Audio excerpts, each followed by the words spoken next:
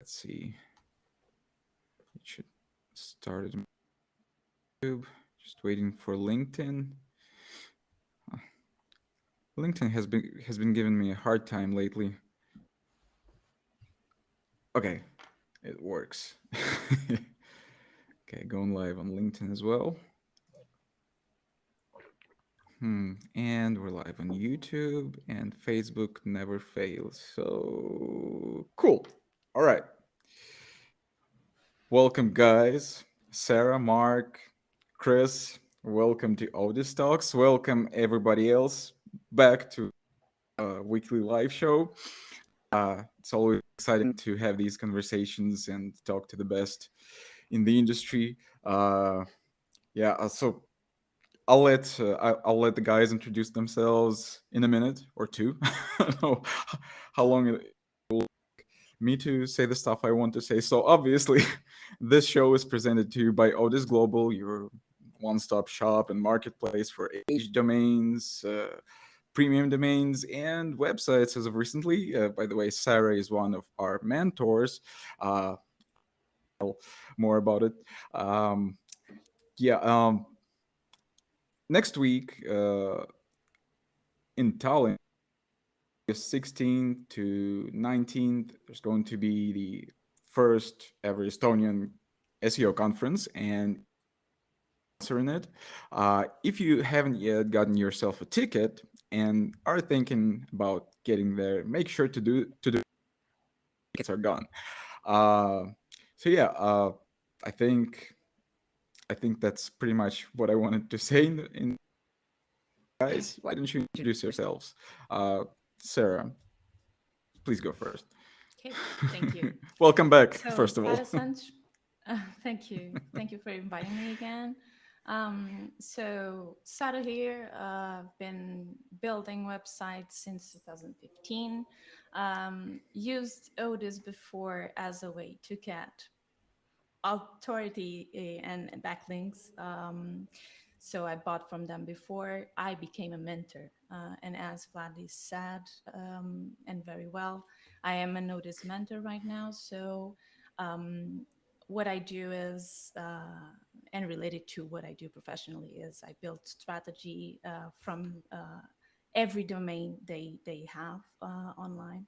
Um, and that's basically it. So I'm a growth manager by profession. And if you need any help trying to understand why a domain that an age domain is valuable to your business, let me know. Reach out because I can help you structure a strategy to get you right up in the SERPs. And that's it. Thank you. Awesome. Thank you. Mark? Hey, I'm Mark, the co-founder of Authority Hacker. I've been doing SEO since 2008. I used to run an agency, now run Authority Hacker and a number of other sites. We teach people how to build, grow, sell authority sites, mostly sort of content-based sites. Um, yeah, we run a podcast, YouTube channel, all that good stuff. And yeah, I love talking about SEO and link building, especially. Awesome. Chris, Hi, I'm last Chris one standing. Tzitzis. Yep. I'm Chris Tzitzis, just in case you're wondering how to say my last name, because I know it's really weird. I'm one of the co-founders over at SirLinksalot.co. We are a link building agency. We provide a bunch of different link building services, along with a kind of 100% done for you type service. Other than that, we put out a bunch of content aimed at helping people learn how to do SEO for free, just kind of learn best practices and stuff like that.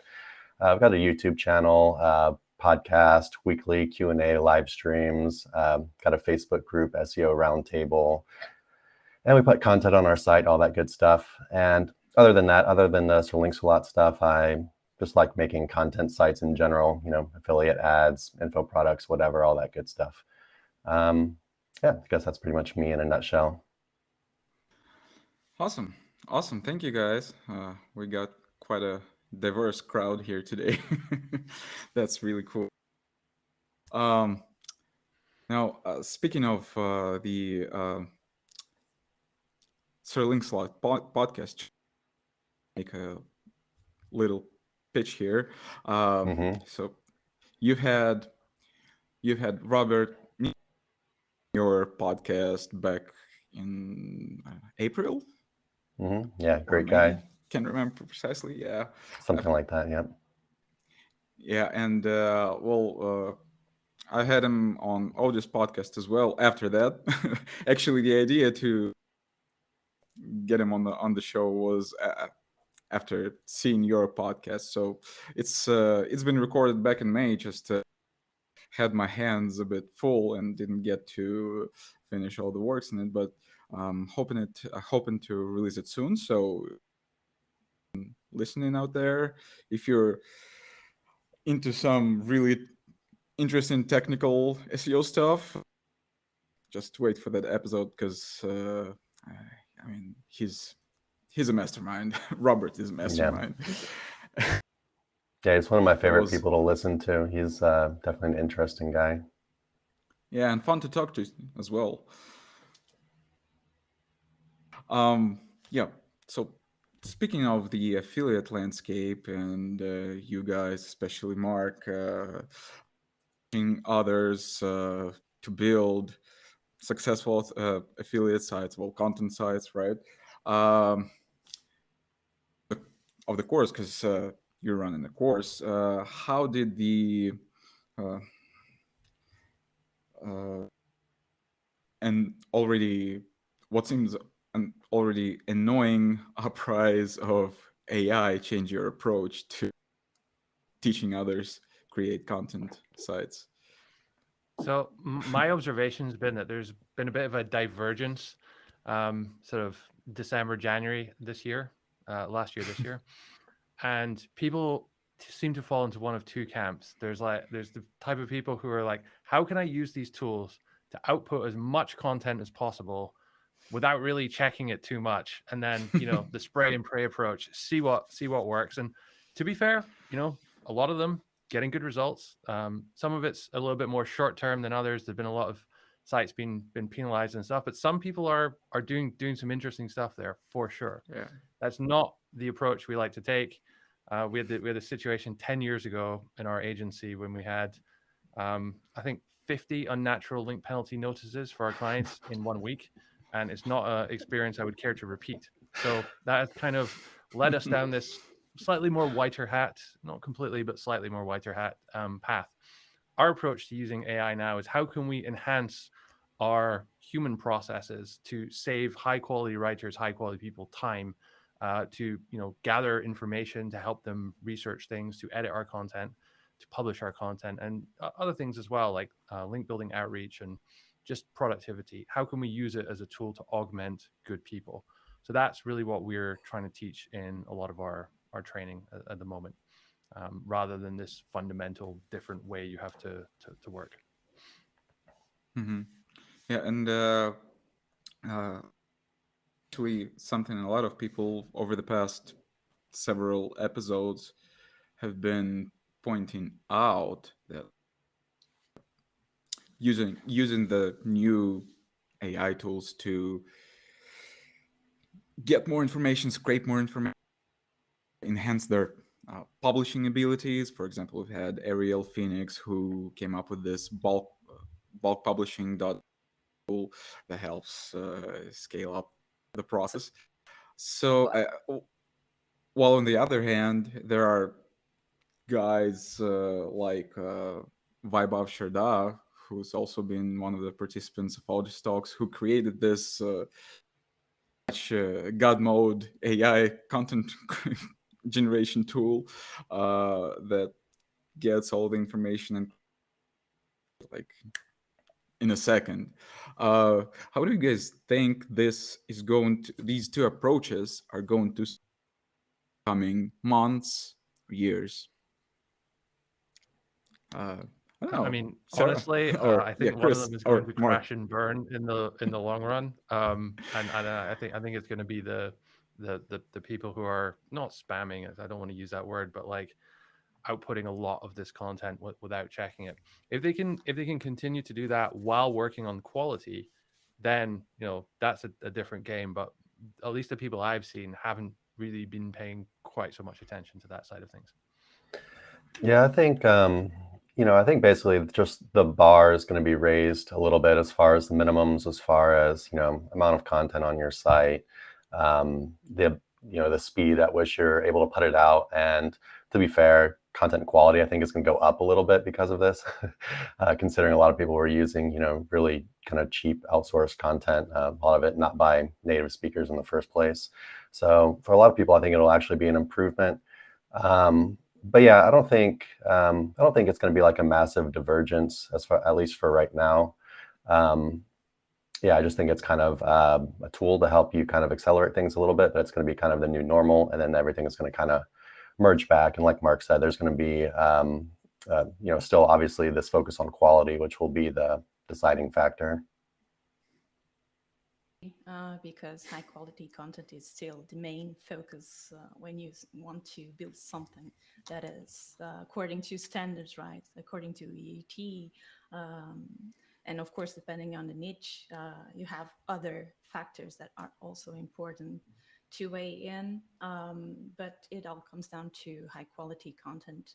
And then it will be about not how much you post, the number of posts you have, because I know a lot of people are posting like insanely amounts of content, and more about the quality of the clusters you create as well, the quality within the expertise also related to it, and of course if they review the posts to keep it high in the standards.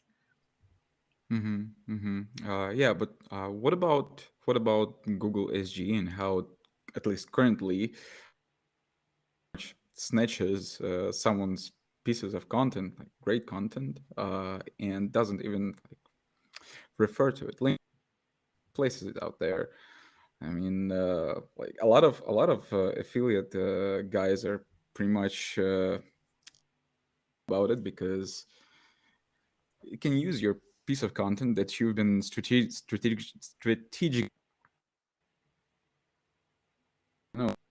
And commissions or something like that, and instead of that, in the search results, and you get nothing. It's gonna die out, or what?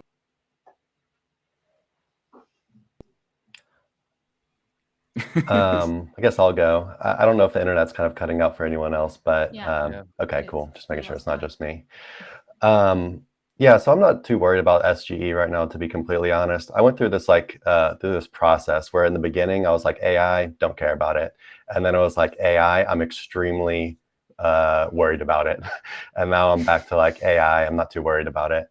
But we'll see what happens. I'm, as far as like SEO goes, I'm very much in the camp of I'll cross that bridge when I get to it.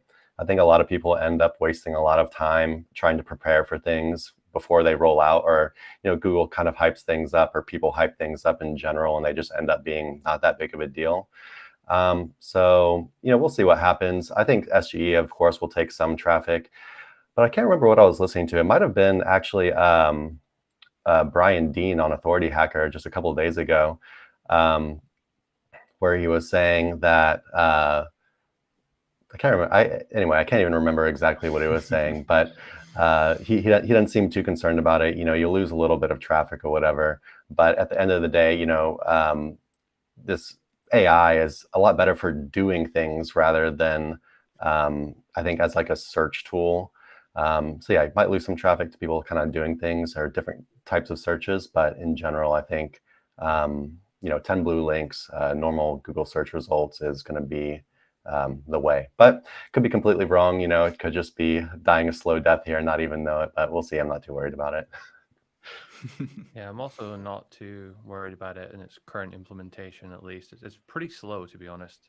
Takes several seconds to load, and when you scroll down, it goes away, so they don't load it. And there's all these like little quirks that just mean it's not in your face for 100% of searches. The way I'm kind of thinking it in my mind, it's like when they introduced featured snippets and these types of SERP features which take up real estate, and it cut into your traffic for some types of queries a little bit, but then some people adapted and figured out how to get featured on there, and so that it became its own kind of mini SEO side game, side quest in itself. And people start optimizing around that, and so it's one of these things. It's coming. There's not much you can do about it, but still, you compare SEO, Google, to all of the other content platforms, YouTube, Facebook, Instagram, TikTok, and those overlords there are far more brutal in taking away traffic and views and subscribers and all these things with their successive updates. I still think SEO it's the number one game in town. I've been working with established brands, so I guess they don't worry much about even SEO sometimes, and they should. Uh, but what worries them the most, I guess, is the fact that it will suggest other products from competition as well when it comes to e-commerce. So that's a main one. Apart from that, even in my own websites, I guess we will have to wait to see, because sometimes they put it out there, it creates a hype, and then it won't go any further. So I guess it's not, we don't need to think about it. I'd say that. Yeah, well, Let's wait and at see. first it's yeah. Yeah. Speaking of hype, at first when they did this huge presentation with all these like new features and like really hyped up, some were discouraged by it, others were really excited about these changes, upcoming changes. But right now it seems like everything a little bit about it a little bit died out. Periphery of things. Either way, so correct me if I'm wrong. In the modern SEO landscape, SEO affiliate niche site landscape, in order to let's say to keep up with the authority race, the thing you need in place are high quality content, obviously, well, topical authority, great backlinks,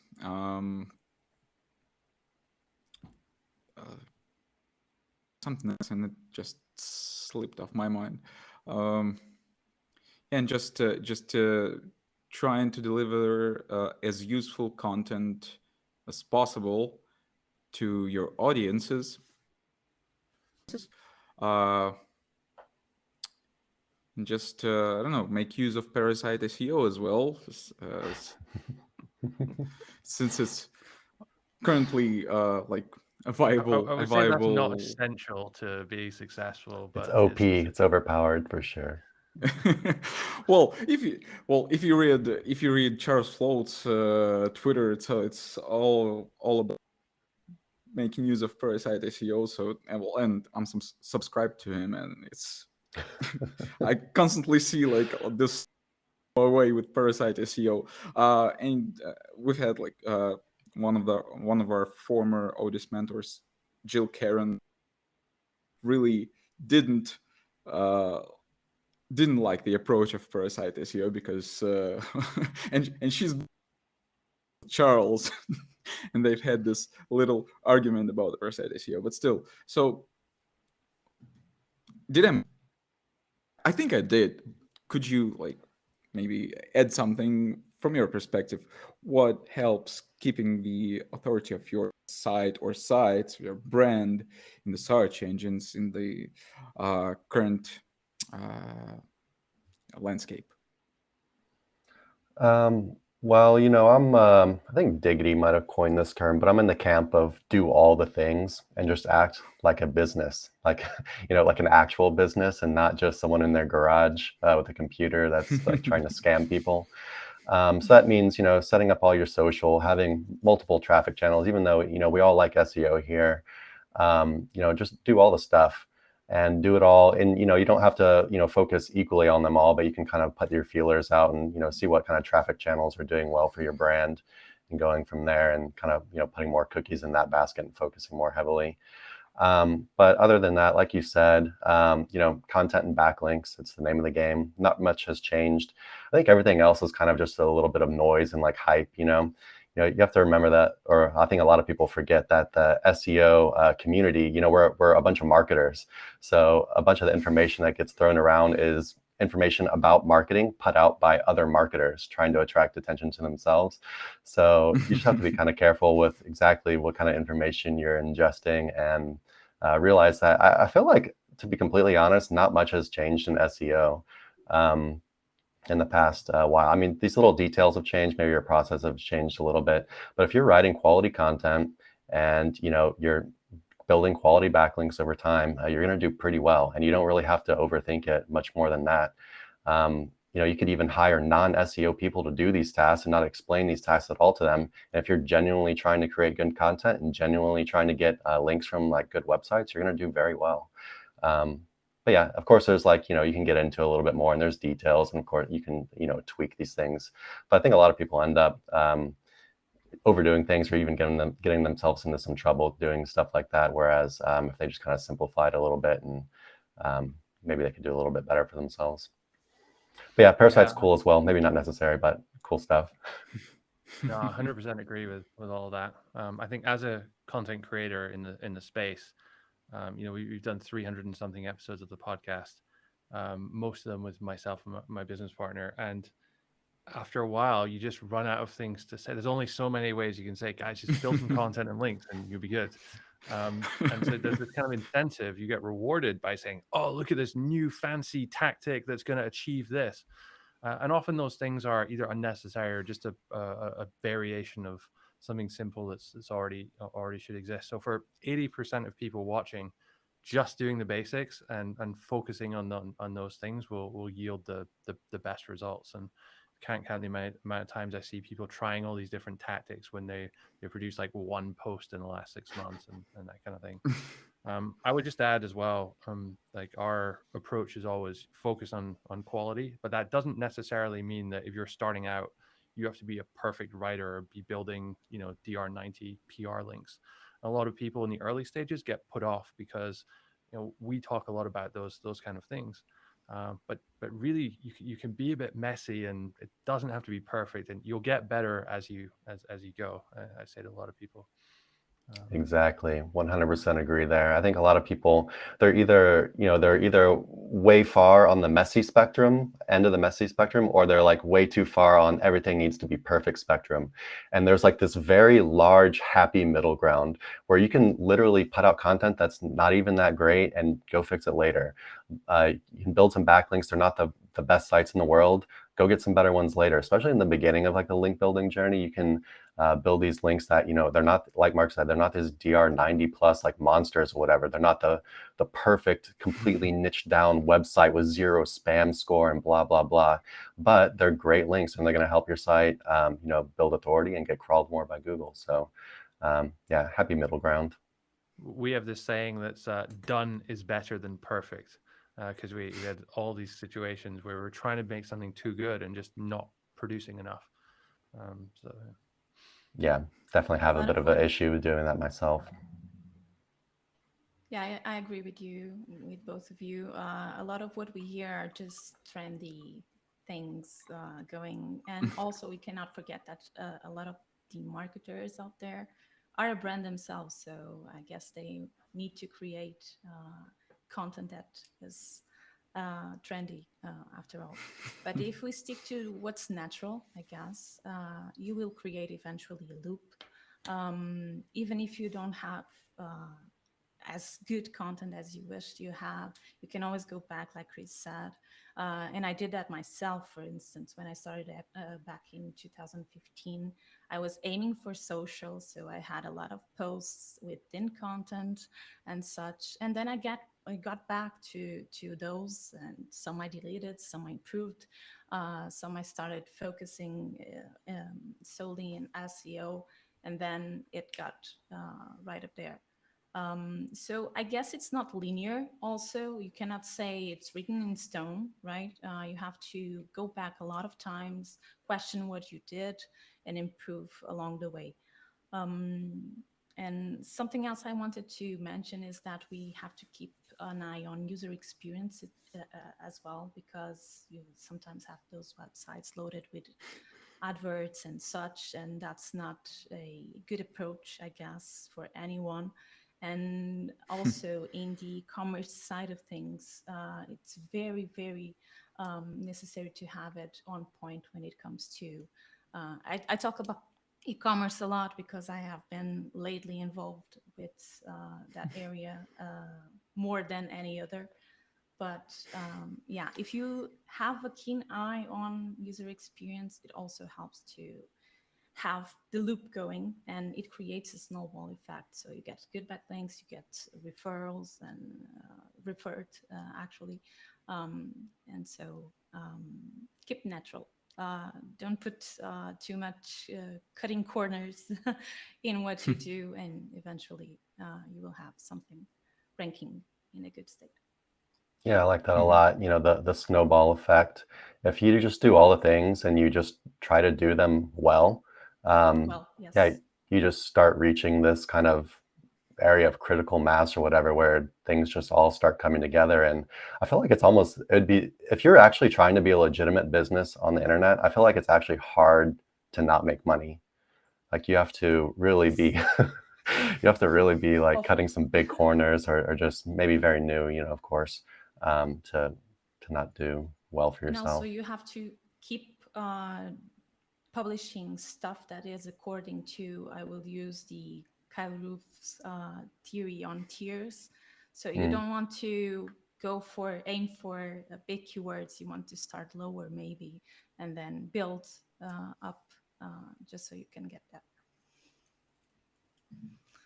That's my view, at least, with the experience I have been having with. No, I like Kyle Roof's avalanche technique, or whatever he calls it. Yeah. There was something I wanted to ask. I will ask, and I just realized that, well, all three of you have something with it in one way or another. So, where do aged domains fall in this picture?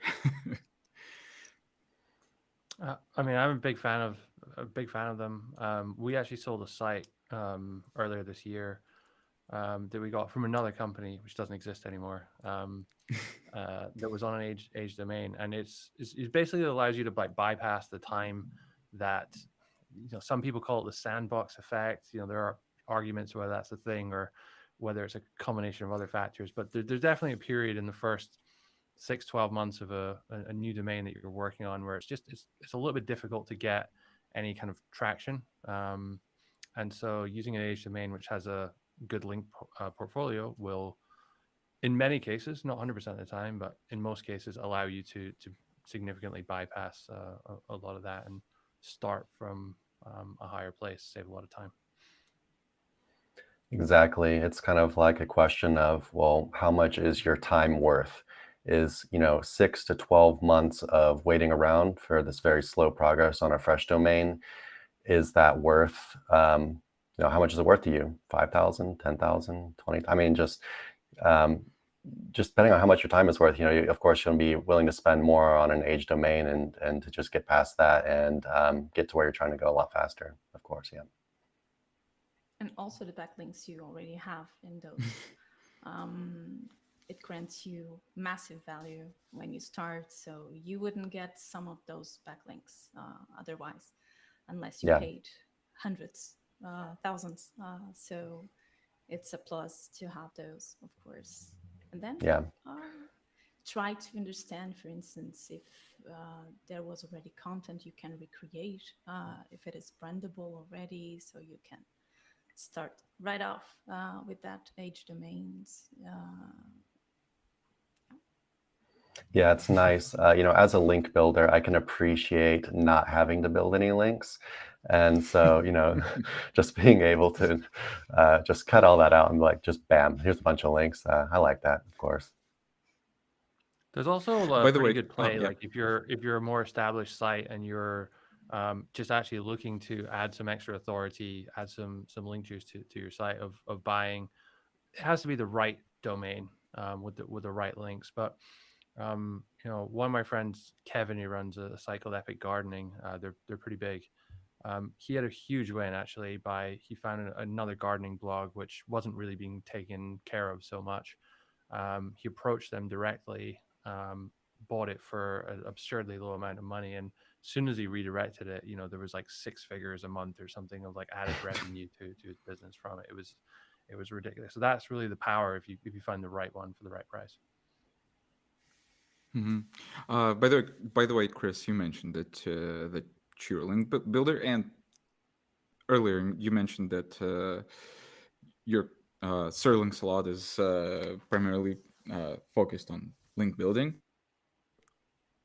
I'm just curious, how do you merge these two under one concept, building and age domains? Because at Odys, for example, we have this philosophy that the product that we provide, well, age domains primarily, is pretty much falling.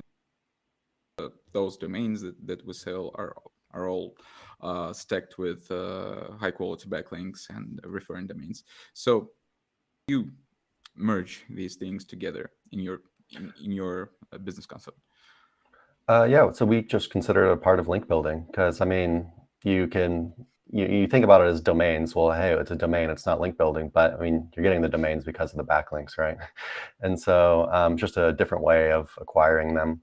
If you look at like some of the case studies we've done and stuff, we love doing, we like building on age domains. Then we like redirecting another domain to the age domain. Normally don't go too crazy with 301s. We try to do it as naturally as possible, not to do really like a ton of them, like some people used to do, especially a little while in the past. But yeah, I mean, we just really see it as a massive shortcut to building a lot of links very quickly, without other than building a lot of links very quickly, you also, if you find a good domain, it's also a way to get the links very quickly in a natural way, in a way that's not going to kind of I don't know, make Google feel kind of weirdly about your site. So a lot of the times when people want to build a bunch of backlinks very quickly, they might do it in a kind of unnatural way. They're just the anchor text they use, their target URLs, the types of links they're building. They can eventually just create some kind of footprint or signal to Google that they're doing things themselves, doing something they shouldn't really be doing, right? Whereas an age domain, if you find a nice age domain and redirect it, and maybe make a little acquisition page and all that kind of stuff, it all kind of just rolls under the hood of your new site or whatever. And yeah, just it seems like kind of a nice, safer for if you're kind of inexperienced with link building, it could be a safer way to do things. Thanks. Thanks for that. Mm-hmm. Ever thought of like creating a like full scale marketplace for your domain inventory? So we've gone kind of like back and forth on this.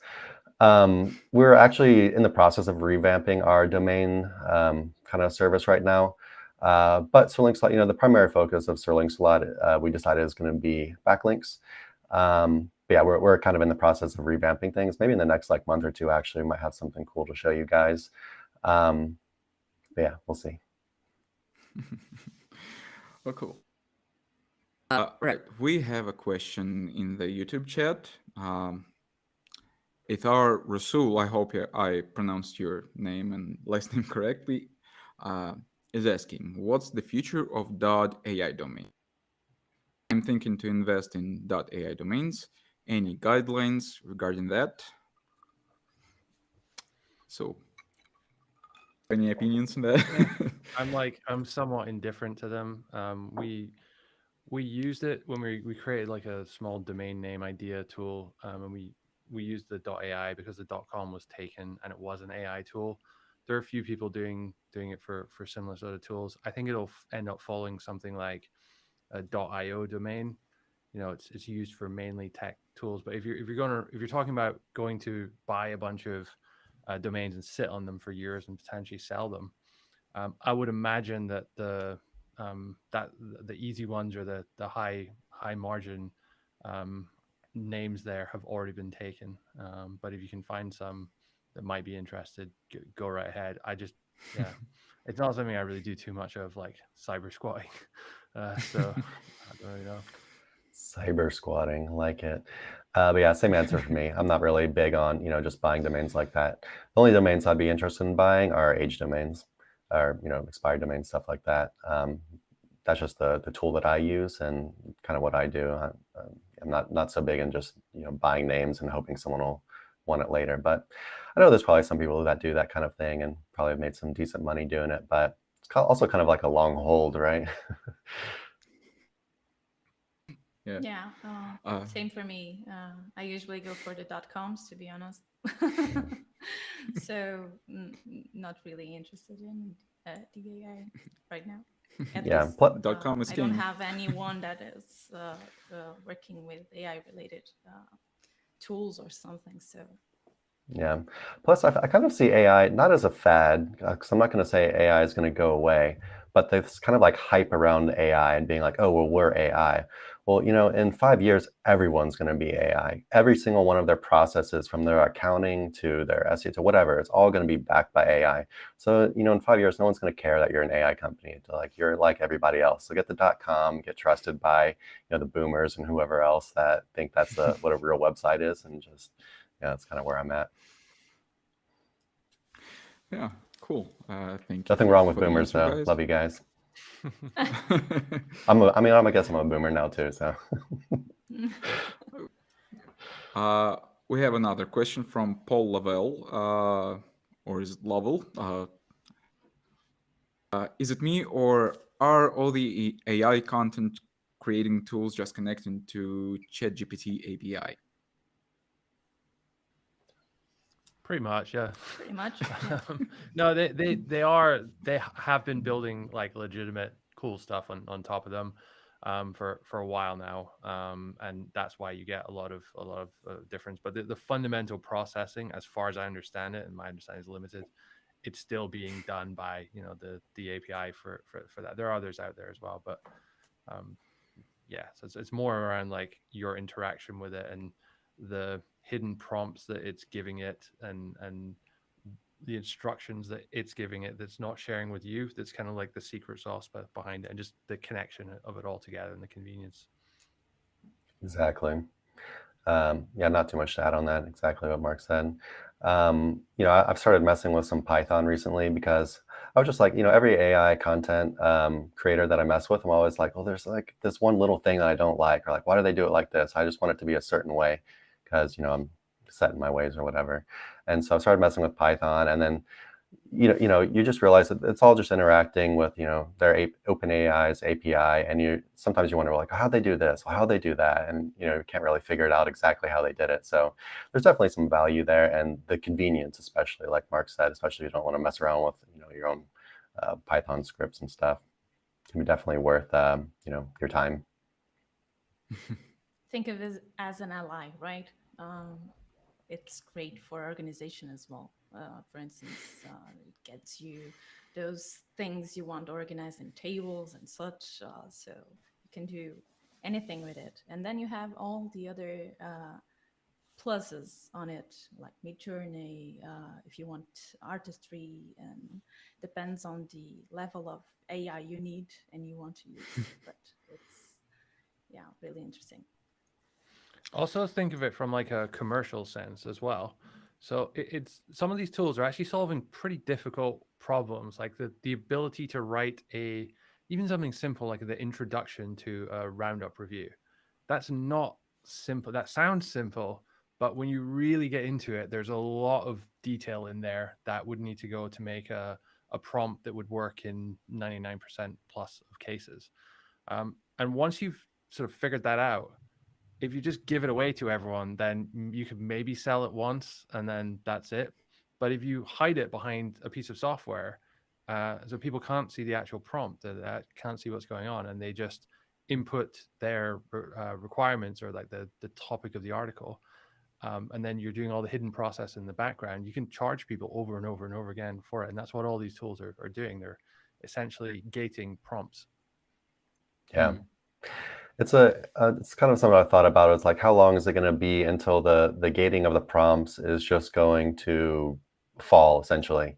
Because what people like to do, everything is going to be open source eventually. All these like prompts and stuff, people are going to figure it out. They're going to share it on Black Hat World or wherever else, and then everyone's going to have it. And then I guess you ask yourself, well, are any of these companies going to be so far ahead and such a big brand name at that point that they can just weather the hit, or is it all going to kind of just go back to the power to the people type situation where they can just do it themselves, or there'll be an alternative that's so cheap that it's just not really a good space to be in anymore. Yeah. Cool. All right. Let's switch to the exercise we're doing every live stream. I asked you to take a look at one of the Odys domains and then share your opinion, your perspectives on how would you use it, how would you monetize it. If you share it on my screen in a second. Um, okay, here it is. It's puremassage.com. Uh, it's where okay. Here are the stats. So it's an 18 years old domain, obviously 24. 65 plus referring domains and 5 authority links, including guidestar.com, dailymail.uk, pbs.org, vice.com, nationalgeographic.com. So it previously hosted a site of a professional massage service and training school. So this is pretty much it in a nutshell. What do you guys think of this domain in terms of like practical application? Sarah, why don't you go first as an Odys mentor? I will. Okay. So first, the brandable name is a plus. It's old, really old, so 18 years old is also a plus. And I like the authority. You didn't mention one that's not there. I did an age reps check of it. It's Vogue also there in the authority links. So great authority links. And if I were to keep this for a longer period of time, I would invest a lot more time. So time is money, right? And the intention would be either to start a business, or if the business already existed, for instance, I would try to keep the structure of it, recreate what I could find that is valuable to the niche. And let's remember, this is an IMYL niche. So it would be important to maybe hire someone to write content that could provide the expertise. Maybe a massage therapist, for instance, someone that is in the field actually.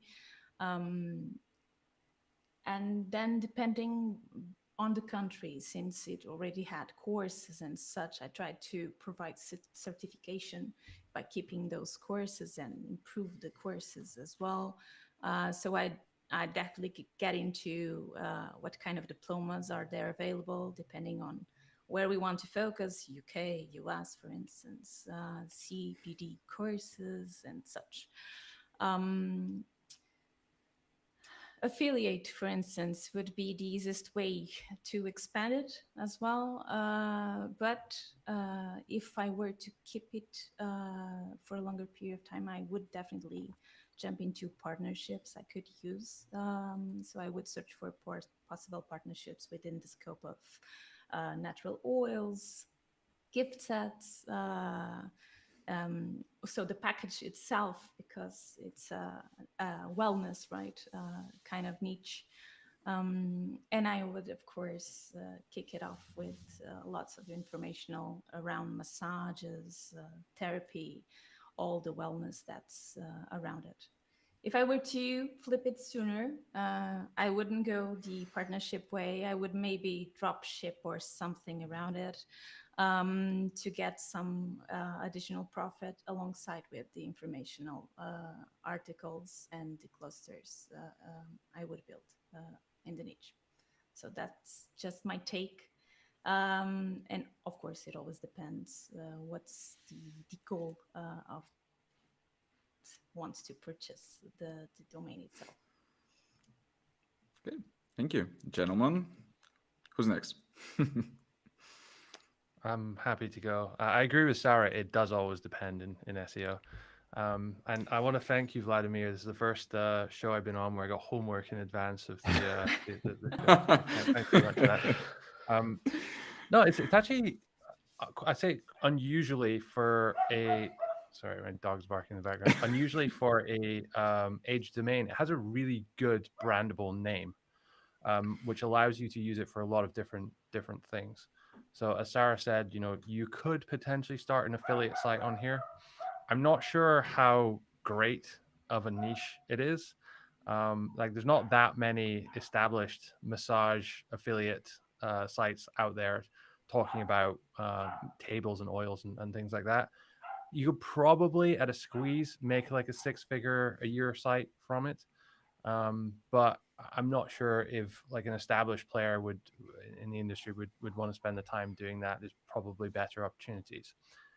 It does though have really good links like the Guardian, Daily Mail, the Telegraph as well. These are like the top newspapers in the UK. They're all like DR high 80s, low 90 links. So very, very valuable there. I would say though that there was a few links I think mentioned on the page. Vice, I couldn't actually find that one in Google or in Ahrefs, so I'm not sure if that link still exists. So it's worth double checking that. But as it used to be a London-based massage therapist and training school, it would probably make sense to put it for a similar kind of business. It wouldn't have necessarily have to be in London, but you could in theory start some kind of, I don't know, like lead gen site for massages. Maybe like a rank and rent type model could work as well. You could hire like freelance massage therapists that work from their home or from other like massage whatever you call them venues, and then you could kind of like create this hybrid virtual business out of it. And I think in a place like London with 10 million people or how many that live there, you could do really well. You probably would beat most of the local massage places on DR and authority, and I think that could be a win there as well. So I think really whatever you're doing, you need to figure out the business model of this first, but it will give you I think pretty good head start over other folks in a similar industry. Cool. Chris. Yeah, I guess I'm next. Yeah, so looking at the domain, yeah, so it's not the highest authority, DR23, Ahrefs showing like 53 referring domains right now. But like Mark was saying, a lot of these referring domains are actually really nice. And if you go into backlinks on Ahrefs and filter out anything that like doesn't have any traffic or whatever, you still have a pretty high percentage of the links remaining, which is always good to see. So yeah, some great referring domains in there. The backlinks all look relevant and clean. Anchor text profile is also like super duper clean. A lot of it just like branded and URL type stuff. It just looks super natural. So all in all, it's like a super, super clean domain, even though it's not, like the most high authority thing in the world. Another thing I don't think anyone's mentioned yet is all the links are pretty much going to the homepage, which is cool. So, you have a little less work as far as, having to rebuild pages or redirect anything, stuff like that. But yeah, if this was me, I'd want to build a website on top of it. I'd want to use it as a money site just because of the domain name. If you go to like somewhere like Namecheap and you try to buy a domain like Pure Massage, just these 2 short words like that, very brandable, they're going to charge you like 2 or 3K just for the domain name without any backlinks. So, it's a really nice domain name, super short, easy, brandable. Then you got some nice domains on top of that. As far as what I'd want to do with it, yeah, money site, because it's so brandable, I wouldn't want to use it for a 301 just because I really like the brand name, and it's not, it doesn't have a ton of power. If anything, I'd want to buy another web domain and power this one up a little bit. Maybe the domain I bought to redirect to it wouldn't be quite as clean. You'd probably get away with a little bit there. And yeah, definitely want to use it as like a PBN or something. I just think the links it has and the brand name are just too good to do something like that for. But yeah, I'd probably start, at least in the beginning, just kind of doing ads and affiliate type stuff, focusing on a bunch of like real low competition keywords, Ahrefs, questions, just filtering out keyword difficulty to really low stuff.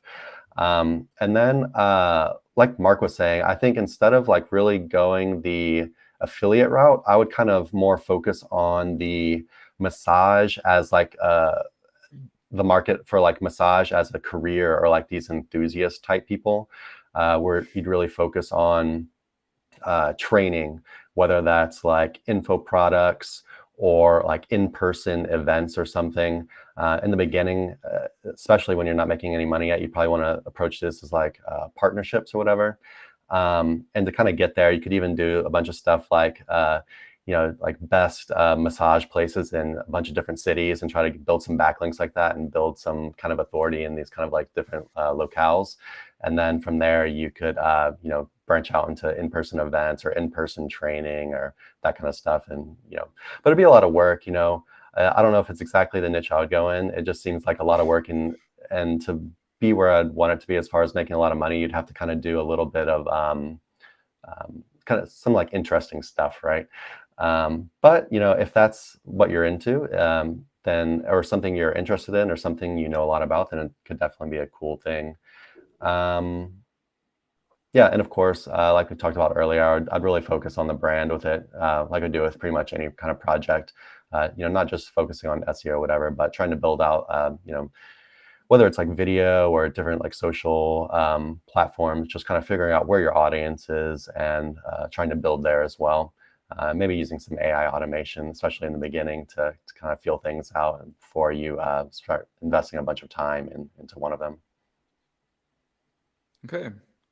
Awesome. Thank you guys for sharing your ideas and perspectives. There you have it. Massage.com. If you by chance are interested in getting it, it's up there on the Odys marketplace, and you can find the link to it in the description box. And you can reach out to Sara Santos as an Odys mentor, and she will help you out with it, like defining the strategy for building it out and all the things associated. We have one more question in the chat to each one of you, I guess. What AI tools that are not famous do you use? Asks M. Soloff. Not sure if they are famous or not. Um, To be completely honest, ChatGPT is my most used AI tool. ChatGPT, and then OpenAI's API. Those are my most used tools. Use like Perplexity sometimes for finding some like facts or whatever. But yeah, I mean, like we were talking about earlier, I think a lot of stuff is just like marketing. There's probably some other cool tools. Like I've been trying to kind of look into some video AI type tools. Haven't really spent too much time on it yet, but it's something I'm interested in. Yeah, I mean, I don't really do anything super. I'm not really a tool guy. I'm not, like we talked about before. I just try to keep things pretty simple and realize that there's a lot of hype up around everything. Not knocking anyone's AI companies. Obviously some of the guys are making some serious money and offer some cool services that would be good for some people, but it's just not something I'm really into doing. Unless I'm forgetting something. Maybe you guys will give me some ideas of something I'm just completely forgetting about.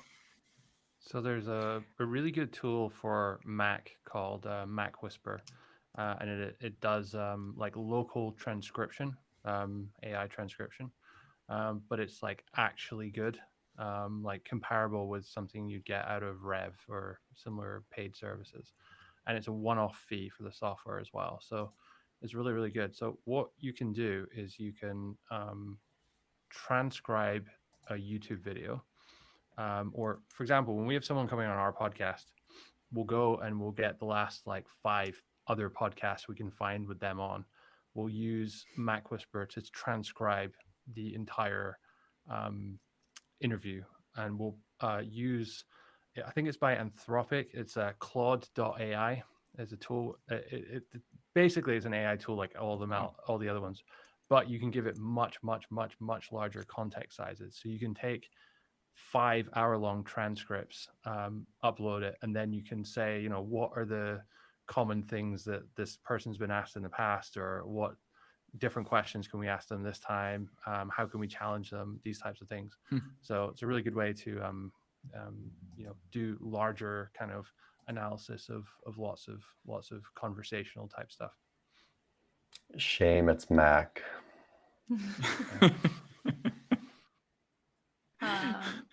Me, for instance, I use it, but it's not free. I guess when you sign up, you have a free trial, if I'm not mistaken, but it's Opus Clip at opus.pro. Oh, yeah.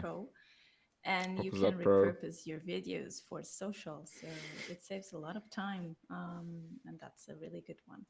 I would recommend. Yeah. We also we also use that. I'm going to do a shameless self plug here for brandsnap.ai, the tool I was talking about earlier. So one of the biggest problems we have like with starting a new site is how do you come up with a good sounding domain name? And this is not if you're going for like an established drop domain or whatever, but just one that's freely available for $10. So we built, again, it's a really, really simple tool. Anyone can build a copy of this. I'll tell you exactly what you need to do. Just make a prompt that asks ask ChatGPT to find a good sounding domain name which sounds authoritative and trustworthy, and then check. You build something which checks whether those domain names that it pulls back are available. And we've just built a simple web interface around that, and you can buy them. I think we make like $1 commission on it, but that's not really the point. It's a good way to find actual good domain names that are available without having to manually check them one by one. Awesome.